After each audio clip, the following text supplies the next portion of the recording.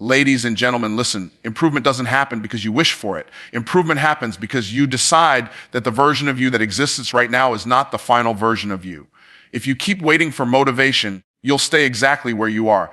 But if you demand discipline from yourself, if you force yourself to grow, your future will thank you. Growth is uncomfortable. Change is inconvenient. Discipline feels like punishment in the moment, but it's preparation for your destiny. The people who succeed in life are not the ones who wanted to get better, but the ones who forced themselves to get better, even when it hurt, even when it was hard, even when nobody was watching. Set standards, not wishes. That's the first step toward forcing yourself to improve. Most people drift through life holding on to wishes, hoping that someday, somehow, things will just get better. They say, I wish I had more money. I wish I were healthier. I wish I could build a business. I wish my relationships were stronger. But wishes don't change anything. Wishes are weak. A wish is passive. A wish keeps you in the same place you've always been. A standard, on the other hand, is a decision. A standard is the line you draw in the sand that says, from this moment forward, I no longer accept this level of living. I no longer tolerate mediocrity for myself. I no longer negotiate with my weakness. Standards are powerful because they are rooted in identity. A wish says, I hope this happens. A standard says, this is who I am. And because of who I am, this is what I do. When you set a standard, you change the rules of the game. You're not waiting for conditions to improve. You're declaring that your behavior, your actions, and your choices will meet the level of your standard no matter what's happening around you. Think about if you set the standard that you will never go to bed without reading for 15 minutes. You don't need motivation to grow your mind. You have a standard. If you set the standard that you won't end a day without doing some form of physical exercise, your body will change over time because you are bound by your own rule. The difference between the successful and the struggling is not an opportunity. It's in the standard they set for themselves daily. Standards transform how you view your decisions. The person who wishes they had more money might waste hours on entertainment, scrolling, or impulse buying. But the person who has set a standard for wealth creation refuses to spend their time or money in ways that violate that identity. They don't ask, can I afford it? They ask, does this align with my standard? That shift in thinking forces improvement because your decisions are no longer random. They are governed by principle. Standards protect you from your weaker self because every one of us has two versions inside, the one that wants to grow and the one that wants comfort. Without a standard, the comfortable version will win every time. With a standard, the growing version dominates because you've locked yourself into a non-negotiable way of living. Look at anyone who has achieved greatness in any area, athletes, entrepreneurs, leaders, artists. They didn't just wish to be better. They demanded it of themselves. They set higher standards than the average person. An Olympic runner doesn't train because they feel like it. They train because their standard is excellence. A successful entrepreneur doesn't just hope their business grows. Their standard is relentless improvement, constant learning, and consistent execution. When you raise your standards, you force your behavior to rise with them. And when your behavior rises, your results cannot stay the same. The truth is, life will always rise or fall to the level of your standards. If your standard is survival, you will barely make it through. If your standard is comfort, you will live an average life. But if your standard is growth, mastery, and excellence, you will experience transformation. And the reason most people don't improve is because they never make that shift. They cling to wishes and ignore the power of a standard. A wish costs you nothing. A standard costs you excuses. It costs you comfort. It costs you laziness, but it rewards you with power. When you truly decide to set a standard, it changes your language. You stop saying, I wish I could, and you start saying, I must. That shift from I wish to I must creates urgency. It eliminates the option of procrastination. It forces your body and mind into alignment because you've declared that anything less is unacceptable. Standards demand sacrifice, but they also deliver results. They don't care if you feel tired, if you feel unmotivated, if you feel scared. The standard says, do it anyway. That is how you force yourself to improve. You give yourself no exit strategy, no fallback plan, no excuse to stay the same. And here's the beautiful part. When you begin living by standards, people around you notice. Your life becomes an example. You inspire others not because you talk about what you want, but because you live by what you demand. You become a leader, not because you intended to lead, but because your standards pulled you into leadership. And once you experience the power of holding yourself to a higher standard, you realize that the life you always wished for was never waiting for you to hope harder. It was waiting for you to demand more of yourself. Make discipline automatic. That's the second key to forcing yourself to improve. Most people are waiting for motivation to show up before they act, but motivation is a terrible master. Motivation is like the weather. It changes every day, every hour, every season. If you depend on motivation, your progress will rise and fall like the tide. Some days you'll feel like working, some days you won't, and your results will reflect that inconsistency. Discipline is different. Discipline doesn't care about your mood, your feelings. or your circumstances. Discipline is about doing what needs to be done whether you want to or not. And when discipline becomes automatic, it stops being a fight. It becomes your normal way of living. Think about how many things you already do without thinking. You brush your teeth every day. You tie your shoes without hesitation. You drive a car and don't even notice the small actions it takes to stay in your lane. Those things are automatic because you repeated them enough that they became habits. That's what you must do with discipline. You must build systems and routines so strong that you don't need to debate with yourself every morning. You don't ask, should I work out today? You don't wonder, should I read this book or watch another video? You don't fight with yourself over whether you'll make the sales calls, build the business, or invest in your growth. The decision is already made because the system is already in place. The mistake people make is believing they need to feel like it before they act. Feelings follow actions, not the other way around. You don't wait to feel disciplined. You act disciplined until it becomes automatic. At first, it will feel forced. At first, it will feel uncomfortable. At first, it will feel like extra weight on your shoulders. But if you stay consistent, what once felt like effort will eventually feel like your default, just like a runner who hated their first mile but can now do 10 without thinking. You can train your mind to normalize discipline. This is why successful people seem different. It's not that they were born with superhuman willpower. It's that they built environments and routines that made discipline automatic. If you walk into their home or their office, you'll see reminders, structures, and habits designed to keep them on track. They automate what others procrastinate. They remove decision fatigue by creating rules for themselves. For example, they may decide to eat the same healthy breakfast every morning so they don't waste energy debating. They may wake up at the same hour daily so their body operates on rhythm instead of randomness. They may commit to writing one page, making 10 calls, or doing one presentation every day, whether they feel like it or not. And by repeating it, they remove the friction. Here's the truth. Discipline is not about punishing yourself. It's about freeing yourself from the constant battle of indecision. Every time you argue with yourself about whether or not to do the thing you know you should do, you waste mental energy. Automatic discipline eliminates that drain. It allows you to channel all your focus into execution instead of negotiation. It shifts your identity because now you see yourself as someone who does the work regardless of circumstances. That's the power of automatic discipline. It becomes who you are, not just what you do. People will ask, how do I start? You start by making the decision once, then backing it up with structure. If you decide you'll wake up at 5 every morning, set the alarm, put the phone across the room, and prepare your clothes the night before. Don't leave it to chance. If you decide you'll study for an hour every evening, block the time, shut off distractions, and make it non-negotiable. Discipline becomes automatic when you stop relying on willpower and start relying on systems. Willpower is like a battery, it runs out. Systems are like a power grid. They keep running as long as you stay connected. And here's another thing, automatic discipline compounds over time. The person who disciplines themselves to save money consistently doesn't just have more cash in the bank. They have more opportunities, more confidence, and more freedom. The person who disciplines themselves to work on their craft daily doesn't just get better. They attract doors that never would have opened without that consistency. Small acts of discipline repeated automatically create massive transformations.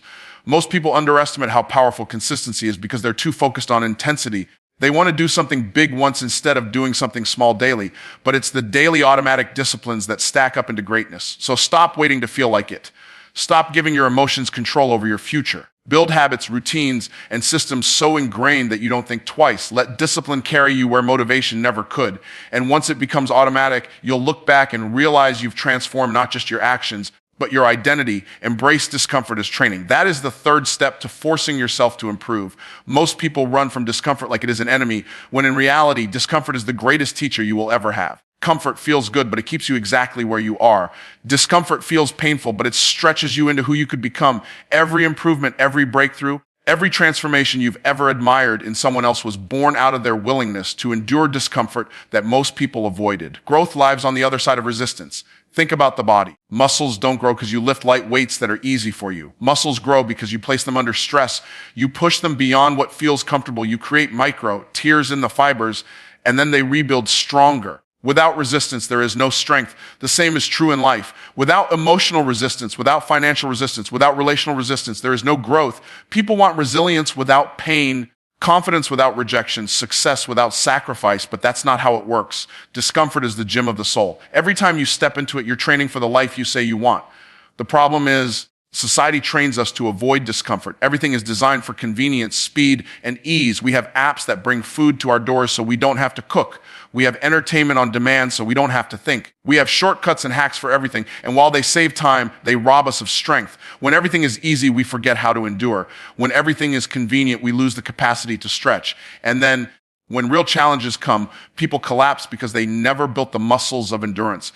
Embracing discomfort doesn't mean you seek pain for no reason. It means you choose challenges that stretch you into more. You willingly enter situations that test your patience, your focus, your discipline, because you understand that those tests are training you for the future.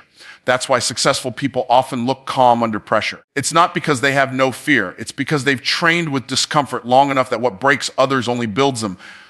The things that used to shake them no longer have power because they've been conditioned by resistance. Look at anyone who has accomplished something great. They all have stories of discomfort. The entrepreneur who went broke 3 times before creating the breakthrough company. The athlete who trained in the dark while everyone else was partying. The student who worked 2 jobs and studied through exhaustion to earn the degree. What do they all have in common? They were willing to endure what others avoided. They didn't see discomfort as a signal to stop. They saw it as a sign they were on the right path. They understood that if it's too easy, it probably won't lead to greatness. The reality is, your future is hiding behind the discomfort you're avoiding right now. The conversation you don't want to have, the habit you don't want to break, the project you don't want to start, the discipline you don't want to practice, that's exactly where your growth is waiting. Discomfort is not punishment. It is preparation. It is preparing you to handle the blessings, opportunities, and responsibilities you've been praying for. Because here's the truth, if you can't handle the small discomforts of today, how will you handle the bigger challenges of tomorrow? Most people make the mistake of waiting for things to get easier before they commit. They think, I'll start when I have more time. I'll grow when I feel ready. I'll step out when I'm comfortable. But easier never comes. Readiness is a myth. Comfort is the enemy of progress. The people who achieve more are not those who wait for ease, but those who train through unease. They decide that the pain of discipline is far better than the pain of regret. They would rather sweat today than suffer tomorrow. Embracing discomfort is also about changing the meaning you give it. Most people interpret discomfort as danger. They think, if this feels hard, it must not be for me. But the truth is, if it feels hard, that's proof you're growing. Reframe the pain. When you feel resistance, tell yourself, this is my training ground. This is my preparation. This is shaping me into the person I need to be. Once you change how you view discomfort, you stop running from it and start running toward it. And something powerful happens when you make discomfort your ally. Life doesn't get easier, but you get stronger. The challenges don't stop coming, but you stop fearing them. Instead of avoiding difficulty, you look it in the eye and embrace it, knowing it is making you sharper, tougher, and wiser. Discomfort becomes a signal that you are on the path to something greater, and that shift in mindset forces you to grow in ways you never imagined. Invest in what forces growth. That is the 4th step to forcing yourself to improve. Too many people say they want to grow, but they never put anything on the line. They want transformation without transaction. They want to become more without ever investing more. But growth always requires a price. If you are unwilling to pay, you will remain the same. And the truth is, whatever you are not willing to invest in, you are not serious about. People claim they want wealth, but they won't invest in financial education. They claim they want health, but they won't invest in quality food or training. They claim they want success, but they won't invest in mentors, books, courses, or environments that stretch them. That contradiction is why most stay stuck. When you invest in growth, it creates accountability. Think about it. If you download a free ebook, you might never read it. But if you pay $1,000 for a program, suddenly you are committed. The very act of paying changes how you value the opportunity. What cost you nothing will usually change nothing because you have no skin in the game. When you pay attention. This is not just about money. It's about time, energy, and focus. Wherever you invest those resources, that's where you will see growth. People who succeed understand this principle at a deep level. They know that growth is not an expense, it is an investment. An expense takes away from you. An investment multiplies what you already have. When you invest in knowledge, you are not losing money. You are planting seeds that will produce a harvest. When you invest in relationships that challenge you, you are not wasting time. You are aligning yourself with people who can accelerate your destiny. The tragedy is that many would rather cling to comfort than step into the cost of growth. And in doing so, they rob themselves of the future they could have built. The question you have to ask yourself is simple. What am I willing to sacrifice for the version of me I want to become? Because if you want to improve, you cannot remain attached to everything that feels safe. You must be willing to give up good for great. That might mean investing money in a coach when you'd rather buy something temporary. That might mean investing time in study when you'd rather scroll. That might mean investing energy in building skills when you'd rather relax. Every investment you make into growth stretches you, but that stretch is the very thing that forces transformation. And here's another truth: growth always demands payment up front. You don't get the reward first, you pay the price first. A student studies for years before earning the degree. An athlete trains for months before holding the trophy. An entrepreneur invests sleepless nights and risky capital before the business turns a profit. The payoff comes, but only after the investment. Too many people are standing at the door of opportunity saying, as soon as I get rewarded, I'll invest. Life doesn't work that way. You invest in the soil long before you see the harvest. What you invest in also reveals your priorities. Show me your bank account and your calendar, and I can tell you what matters most to you. If you spend more on entertainment than education, you value distraction over growth. If you spend more time on comfort than on challenge, you value ease over excellence. Growth requires honest reflection about where your resources are going. If you say you want improvement, but all your investments prove otherwise, you are lying to yourself. But when your investments align with your intentions, momentum is inevitable. The powerful thing about investing in growth is that it multiplies beyond you. When you grow, everyone connected to you benefits. When you invest in your health, your family gets a stronger version of you. When you invest in your skills, your business partners and clients get more value. When you invest in your mindset, everyone who listens to you or learns from you gets elevated. Growth is not selfish, it is service. By becoming more, you have more to give. That's why holding back from investment is not just hurting you, it's hurting the people waiting for the best version of you to show up. You have to stop thinking of investment only in terms of cost. Instead, think in terms of return. The money you put into learning a new skill could return to you in tenfold income. The time you put into reading could return to you in wisdom that saves you years of mistakes. The energy you put into mastering a habit could return to you in confidence that opens doors. Everything has a price, but everything also has a payoff.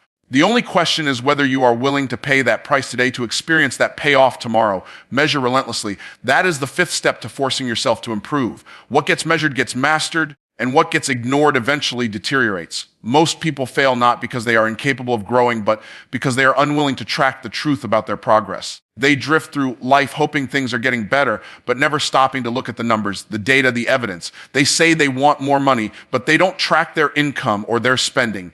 They say they want better health, but they never write down their workouts, their meals, or their weight. They say they want more discipline, but they don't measure their habits or their time. Improvement without measurement is just imagination, and imagination without accountability produces nothing but frustration. When you measure relentlessly, you remove the illusion. You stop lying to yourself. Numbers don't care about your excuses. A scale will not accept your story about how busy you were. A bank account will not validate your claim that you work hard. A calendar will not justify your wasted time. Measurement tells the truth, and the truth is the foundation for change. If you don't know where you are, you can't know how far you've come or how far you still have to go. And the moment you begin measuring, you begin managing. The moment you begin managing, you begin mastering. Measurement also creates momentum. Think about the person who starts tracking their workouts. At first, they might only be lifting small weights or running short distances. But as they write it down, they start to notice progress. They realize they can do more this week than they could last week. That visible record builds motivation. The same is true for money. When you start tracking your income and savings, you see the numbers grow. That progress pushes you to save more, to earn more, to invest more. What was once vague becomes specific, and what was once overwhelming becomes manageable. Another reason to measure relentlessly is because it exposes patterns. You may not notice how much time you waste until you track your hours. You may not realize how much money you spend on small, useless purchases until you categorize them. You may not understand why your energy is low until you log your sleep and diet. Measurement shines a light on hidden habits that either build you or break you. Once you see the pattern, you can change it. Without measurement, you're blind. With measurement, you have vision, and vision gives you control over your direction. Relentless measurement also raises your standards. When you start keeping score, you start playing harder. Imagine a basketball game with no scoreboard. The players might still run, but without a record of points, the intensity is low. Now imagine the scoreboard is on and the clock is ticking. Every player pushes harder because every point counts. That's what happens when you measure. Suddenly, every choice matters because it's being recorded. You know you'll have to face the truth on paper, so you hold yourself to a higher level. That pressure produces progress. Some people avoid measurement because they fear the truth. They don't want to know how bad their finances really are. They don't want to confront how undisciplined they've been. They don't want to admit how far they are from their goals. But avoiding the truth doesn't change it. Ignoring the numbers doesn't erase them. If anything, hiding from measurement only ensures that your situation gets worse. The courage to measure relentlessly is the courage to face reality, and reality is always the starting point for real growth. The secret is to measure the things that matter most. Don't get distracted tracking vanity metrics that make you feel good but don't lead to transformation. Focus on the key areas that drive results. If you want wealth, measure income, savings, investments, and debt. If you want health, measure exercise, nutrition, sleep, and weight. If you want discipline, measure habits, time use, and productivity. The more specific the measurement, the more powerful the insight. General wishes produce nothing. Specific measurements produce progress, and the discipline of measurement compounds over time. At first, it may feel tedious to write things down or review numbers, but the habit builds awareness, and awareness builds mastery. A person who measures relentlessly for a year will not even recognize themselves compared to the person who refused to track. The one who measured will have data, insights, growth, and results. The one who refused will still be living in the fog of excuses and confusion. The difference is not talent or luck. It is the willingness to measure. Refuse the excuse. That is the sixth step to forcing yourself to improve. Excuses are the invisible chains that keep people trapped in the same place year after year. They sound reasonable, they feel comforting, but they produce nothing but regret. Every time you make an excuse, you give yourself permission to stay the same. You justify failure instead of confronting it. You protect weakness instead of challenging it. You cover stagnation with words that make you feel safe but rob you of progress. The difference between those who succeed and those who don't is rarely talent or opportunity. It is the ability to silence excuses and choose execution. Excuses always sound logical in the moment. You tell yourself you're too tired, too busy, too broke, too inexperienced, too unlucky. And while those statements may feel true, they are not the real truth. The truth is that somebody with less time, less money, less energy, and fewer resources has already done what you are making excuses about. The truth is, your excuse is not proof of impossibility, it's proof of unwillingness. When you refuse the excuse, you reclaim responsibility. Responsibility is heavy, but it's also empowering. As long as the excuse has the power, you remain powerless. Once you strip away the excuse, you put the power back in your hands. The mind is clever at manufacturing excuses. It will give you a list of reasons to wait, to delay, to quit. But every excuse you accept becomes a brick in the wall that separates you from your potential. You don't build that wall in a day. You build it over years of defending your limitations. And then one day you wake up trapped behind it, wondering why your life looks the same. The way to break that wall is to refuse every brick, to reject every excuse before it hardens into your reality. That doesn't mean pretending challenges aren't real. It means acknowledging the challenge, but deciding it will not be your reason to stop. Refusing the excuse also means refusing to transfer blame. Many people never improve because they spend their lives pointing at someone else. They blame parents, teachers, bosses, governments, circumstances, or luck. But blame is another excuse in disguise. As long as someone else is responsible for your condition, you've given away your power to change it. The moment you take full ownership, even of things that weren't your fault, you unlock the ability to grow. You may not control what happened to you, but you do control what you do next. That is the mindset of growth, and it begins when you stop feeding the excuses. Another form of excuse is perfection. People say they are waiting for the perfect time, the perfect idea, the perfect conditions. But perfection is just procrastination dressed up as wisdom. There will never be a perfect time. There will always be obstacles, always be uncertainty, always be risk. If you let the excuse of perfection control you, you will never start. And if you never start, you cannot improve. Progress is born in imperfection. Success is built on messy beginnings. Excellence is shaped in the grind of practice, failure, and adjustment. Perfection is the enemy of improvement because it gives you permission to do nothing while pretending to aim for the best. Excuses are comfortable because they remove pressure. They let you off the hook. They make you feel justified in your lack of action. But that comfort is poison. It eats away at your confidence, your belief, and your potential. Every excuse makes you smaller. Every execution makes you stronger. And the only way to reverse the pattern is to starve the excuses until they die. That means catching yourself in the moment. When you hear yourself say, "I don't have time," replace it with, "I didn't make time." When you hear yourself say, "I can't afford it," replace it with, "I chose not to prioritize it." When you hear yourself say, "I don't know how," replace it with, "I haven't learned yet." Language matters because language either empowers the excuse or eliminates it. Refusing the excuse also means building a bias toward action. Most people talk more than they do. They analyze, they debate, they plan, but when it comes to execution, they hesitate. That hesitation gives birth to excuses. Action kills excuses. When you move, when you do the work, when you take the step, the excuse loses its power. It cannot survive in the presence of execution. The moment you act, even imperfectly, you prove the excuse was never as strong as it sounded. And the more you act, the less space excuses have to grow. The reality is that excuses are a habit. People practice them until they become fluent in failure language, but habits can be broken and replaced. The way you replace excuses is by practicing responsibility until it becomes your default. You practice catching yourself, shifting your words, taking the step, owning the outcome. At first, it feels heavy. At first, it feels uncomfortable. But the more you practice refusing excuses, the lighter it gets. You realize you don't need to defend your limitations. You can destroy them. You don't need to justify weakness. You can outgrow it. You don't need to explain failure. You can learn from it and move forward. If you want a new life, you must outgrow the old one. Don't wait for a feeling. Command yourself into action. Don't beg for motivation. Build habits that force transformation. Your future will not be created by chance. It will be created by choice. And today, you get to choose to stay the same or force yourself to improve.